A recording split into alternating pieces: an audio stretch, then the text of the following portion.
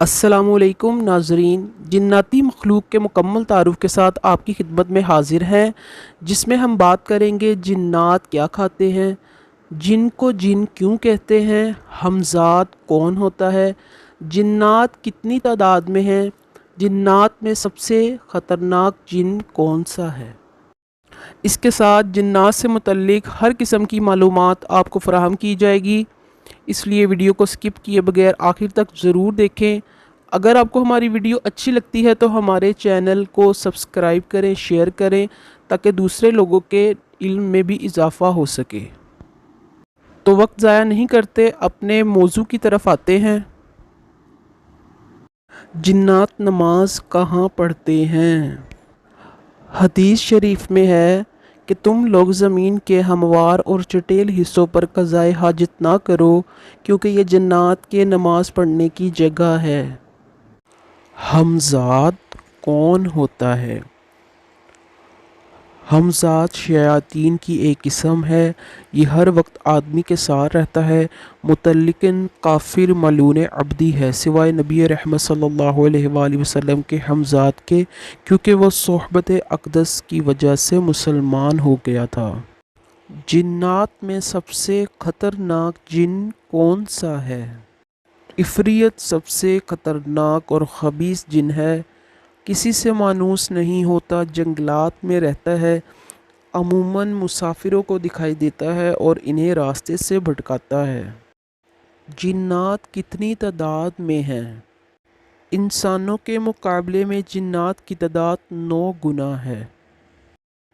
انسانوں کے ساتھ رہنے والے جن کو کیا کہتے ہیں؟ انسانوں کے ساتھ رہنے والے جن کو آمر کہتے ہیں۔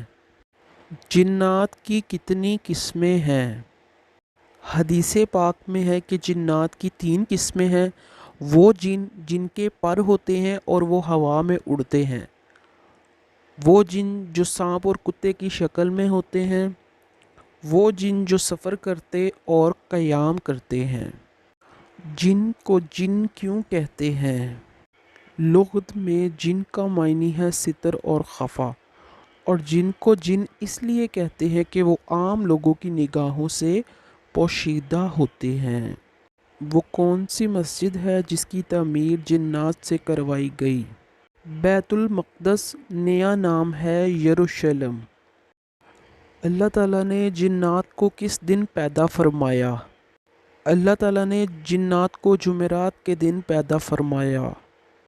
جنات کیا کھاتے ہیں؟ جنات کی خوراک ہڈی اور گوبر ہے۔ حدیث شریف میں ہے کہ جنات ہڈی میں گوشت اور گوبر میں دانے پاتے ہیں۔ جنات سے حفاظت کے لیے قرآن کی کن سورتوں اور آیات کی تلاوت کی جائے؟ آیت الکرسی، یاسین شریف، سورہ مومنون کی آخری آیات، سورۃ مومن کی ابتدائی آیات، سورہ بقرہ، سورہ آل عمران، سورۃ الاعراف، سورہ حشر کی آخری آیات، سورہ اخلاص، سورہ فلق، سورہ ناس۔ کیا انسانوں کی طرح جنات پر بھی شرعی احکام لاگو ہوتے ہیں؟ جی ہاں، جنات بھی شریعت مطہرہ کے پابند ہیں۔